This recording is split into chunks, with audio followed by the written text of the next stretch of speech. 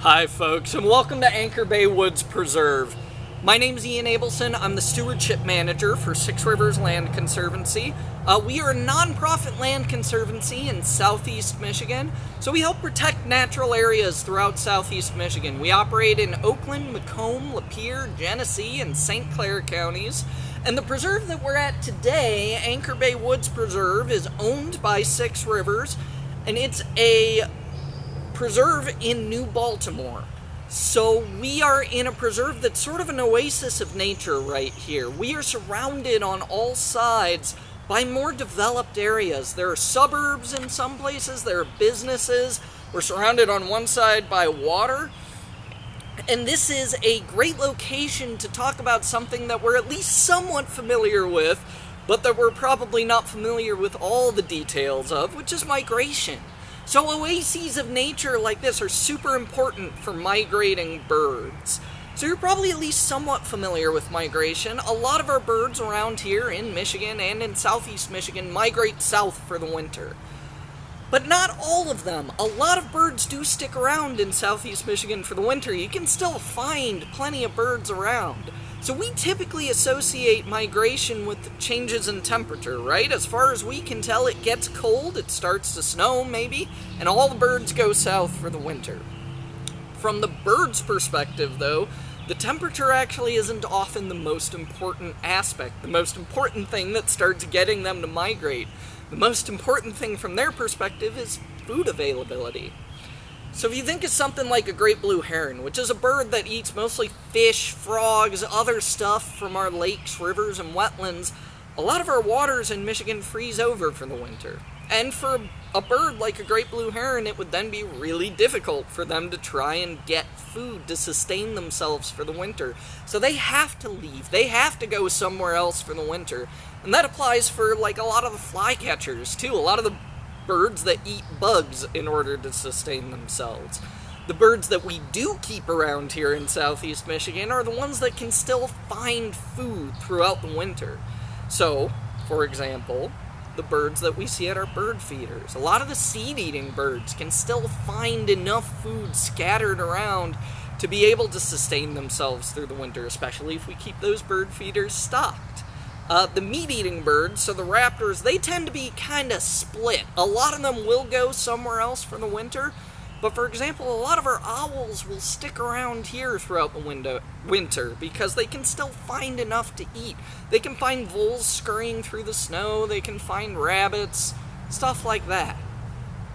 So it's kind of easy to understand why the birds might leave for the winter, but a secondary question that we don't often think about is why do they bother coming back? I mean, why bother returning from somewhere like Florida, Mexico, Costa Rica, Brazil, these areas that have so many resources around and have enough food to sustain all these birds through the summer? Well, a lot of it actually is partially food availability, but it's more about space. The birds are kind of spreading out for the spring and the summer. They're spreading out for nesting season and for mating season.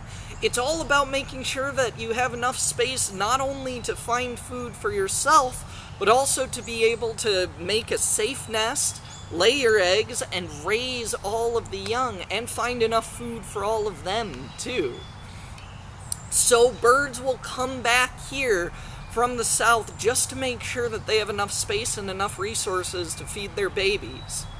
Now, in terms of the birds that do come back, a lot of the times we are familiar with this as being the first bird of spring, the American robin. But that's not entirely accurate, at least not for southeast Michigan.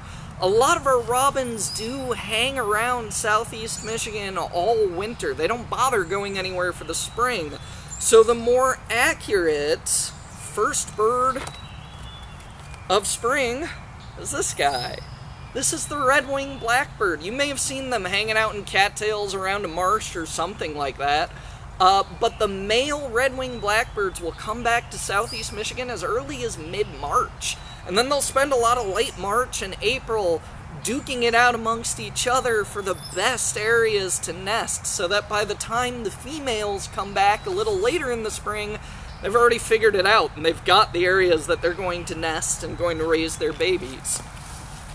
Now what's really weird to think about, at least from our perspective, is that for certain birds, this is south for the winter. So birds like the Arctic redpoll that hang out mostly in Canada and the Arctic areas, this is as far south as they bother coming for the winter, because once they hit Michigan, they're adapted well enough to the cold climate to be able to find food to survive throughout the winter.